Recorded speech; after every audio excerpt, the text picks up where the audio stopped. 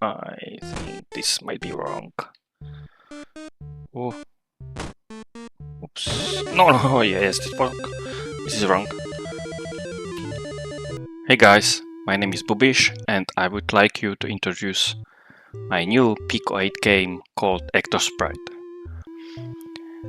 Ectosprite is a ghost hunting and investigation game where your main goal is to gear up, go in a haunted house or some other location, find the clues with your equipment, identify what kind of ghost is haunting the place, and with that knowledge you will have to capture it. Let's create a new character. When you want to create a new character, first thing the game will ask you whether you want to create a normal or hardcore character. So let's pick normal. And now we are challenged with a question about the difficulty. Ectosprite has 4 difficulty levels: easy, normal, hard, and nightmare. By picking a certain difficulty, you challenge yourself with how hard it is to identify the ghost, because he's less likely to manifest certain type of evidence, and also if the ghost is hunting you, he gets a little bit faster with each difficulty. So let's say we will start with easy. Before every mission, you go to the store and you can equip yourself. Certain items are locked behind the level, like a chalk or alarm clock. Alarm clock requires you to be level 3. To be able to buy chalk requires you to be level 5. Let's talk a little bit about what each item does without spoiling too much. The chalk is basically your escape tool, because haunting ghost cannot pass tile which was marked by chalk. So this allows you to create a safe room. Salt, for those who play, for example, Phasmophobia, this might be familiar. You basically pour your salt on the ground and ghost may or may not disturb the salt. Sound sensor allows you to observe sound at the location. Motion sensor, it's very simple. Basically, when ghost is sensitive to motion sensor and passes through the beam, you get a beep and a sound. Fuse. Now, each house can have a fuse box, and ghost may destroy the fuse box when he's agitated. So fuse is the thing you need to get the power on again, because without power you're using only a flashlight, and once your flashlight runs out of the battery, basically you failed. Now there is one tricky thing concerning dark, because one kind of evidence of the ghost manifests only in the dark. So as a basic equipment you also get pullers, which enables you to shut down power in the house to try to see if the ghost emits, you could see like little sparks.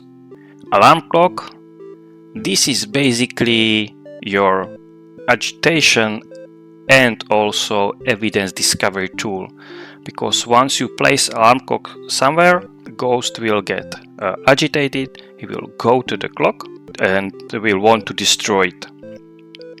This has 2 functions for you. First, you basically steer the ghost to the room you want him to be in, and second, certain type of evidence manifests only if the ghost is agitated.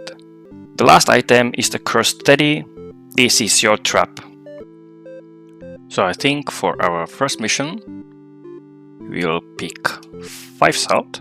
So I will use O key to put some in my cart. I can use X key to take some back. You can change your card until you finished and you commit to buy. So let's take 5. 1 motion sensor, sound sensor. 2 motion sensors. 2 fuses, because I think those will come handy. And let's go with 2 teddies.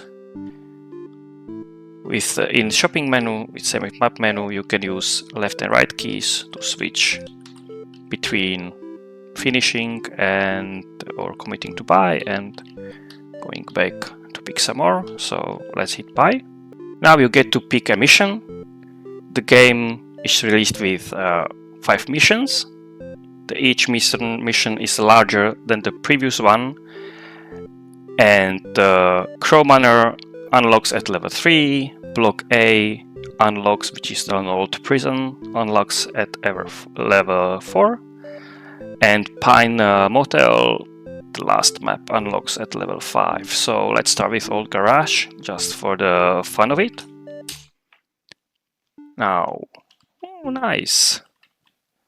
We can see that Ghost hovers items, so we can pick that.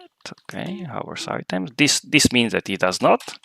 This means that he does, and nothing means we don't know. As you can see, okay, game automatically highlights ghosts which can have this kind of evidence, whether you set negative or positive, so we know it hovers.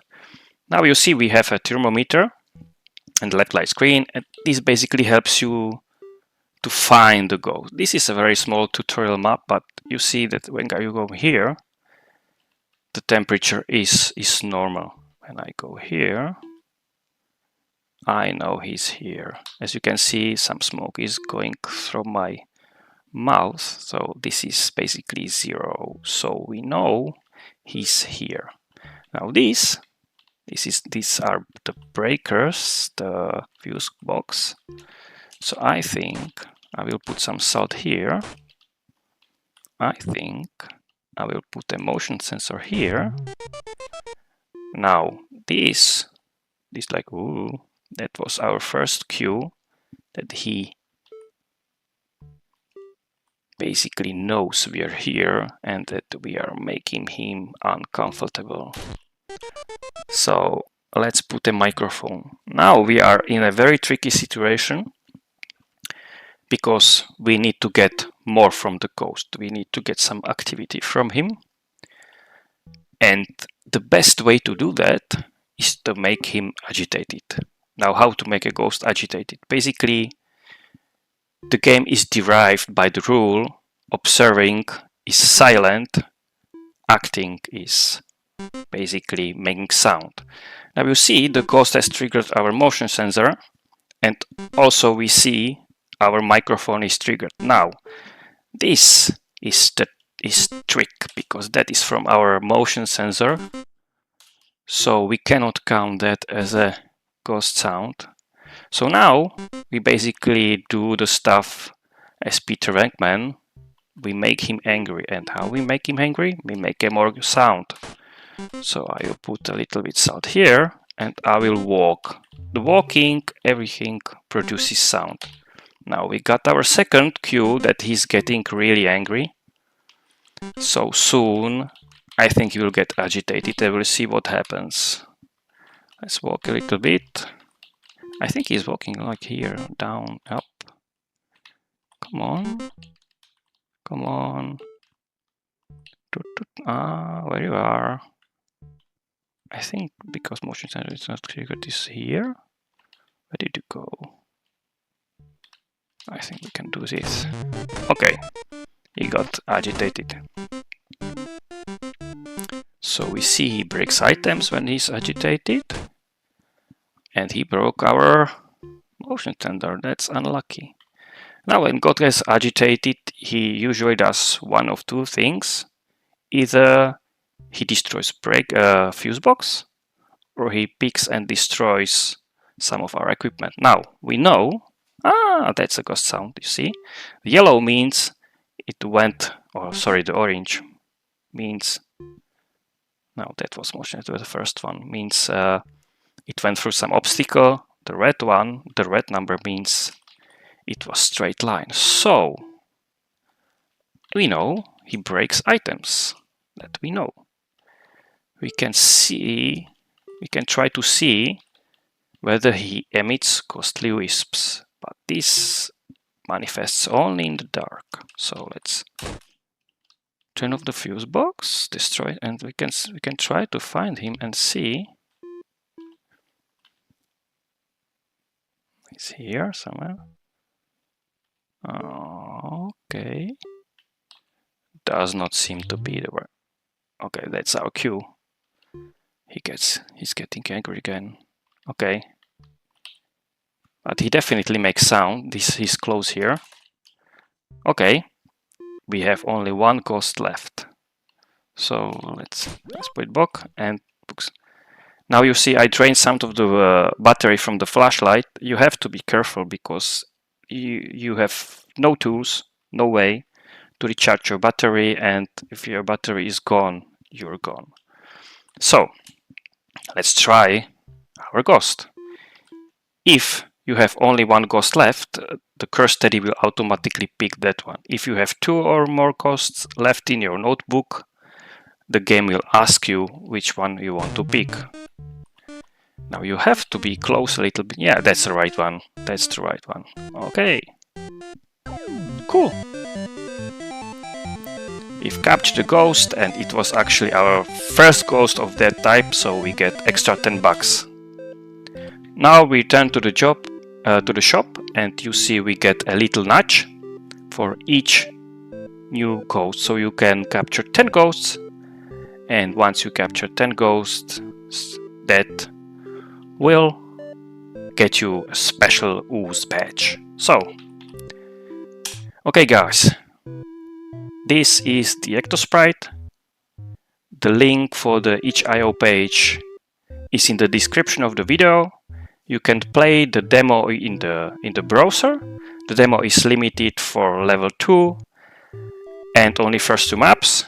If you like the game, I would really appreciate your support and buying the game, like and subscribe, and maybe one day we can do some live footage and some live session of sprite hunting. See you guys.